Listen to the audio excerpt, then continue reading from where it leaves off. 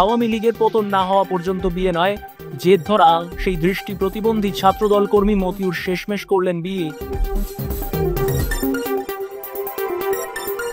দৃষ্টি প্রতিবন্ধী তরুণ মতিউর রহমান দীর্ঘদিন ধরে এক অস্বাভাবিক কিন্তু দৃঢ় রাজনৈতিক অঙ্গীকারের কারণে আলোচনায় ছিলেন।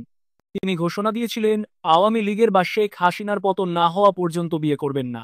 ঢাকা বিশ্ববিদ্যালয়ের মাস্টার দা সূর্য সেন হল ছাত্রদলের প্যানেল থেকে সমাজসেবা সম্পাদক পদে নির্বাচন করা মতিউরের রাজনৈতিক পরিচয় তার ব্যক্তিজীবনে বড় প্রভাব ফেলে। 2019 সালে পারিবারিকভাবে তার বিয়ে ঠিক হয়েছিল, কিন্তু তিনি বিএনপির কর্মী হওয়ায় রাজনৈতিক কারণে সেই বিয়ে ভেঙে যায়।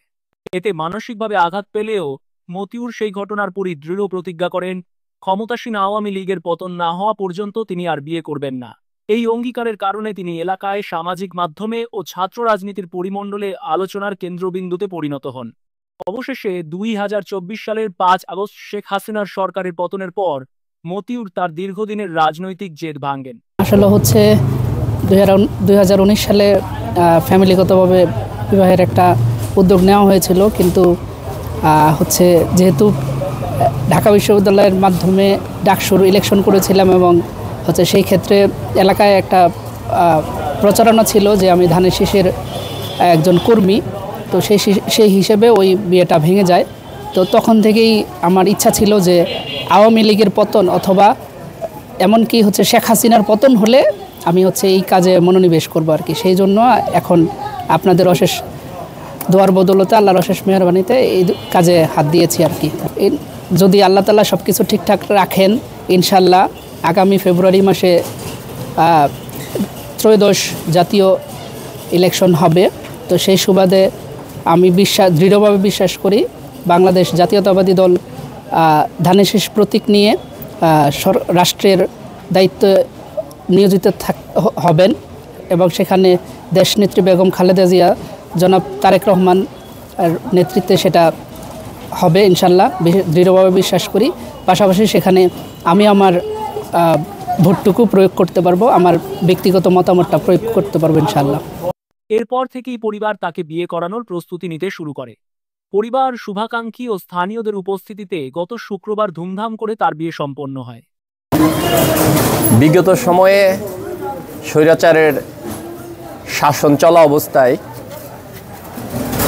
দেশের প্রত্যেকটি মানুষ কোনো না কোনোভাবে নির্যাতিত হয়েছে। আজকে সে তার নির্যাতনটা বর্ণনা করেছেন যে বিএনপির কর্মী হওয়ার জন্য শুধুমাত্র তার বিয়ে ভেঙে যায়। আসলেই একটা মেয়ে হোক, একটা ছেলে হোক, এটা একটা বড় কষ্টের বিষয়।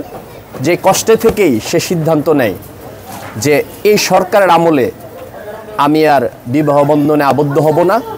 যদি কখনো এই স্বৈরাচার সরকারের পতন হয়, তখনই আমি আমার নতুন জীবন শুরু করব। আজকে আমরা বরযাত্রী হিসেবে সবাই উপস্থিত হয়েছি। তার নতুন জীবনের বরযাত্রী সফরসঙ্গী হব আমরা তার সুস্বাস্থ্য কামনা করছি এবং তার নতুন জীবনে সামনের দিক এগিয়ে নিয়ে যাবে তাকে অনেক দূর, এই প্রত্যাশা আশা করছি। আসলে আজকে আমি এই জুম্মার নামাজ পড়েছি আমার নেতা ইঞ্জিনিয়ার খালেদ হোসেন শ্যামল ভাইয়ের সাথে।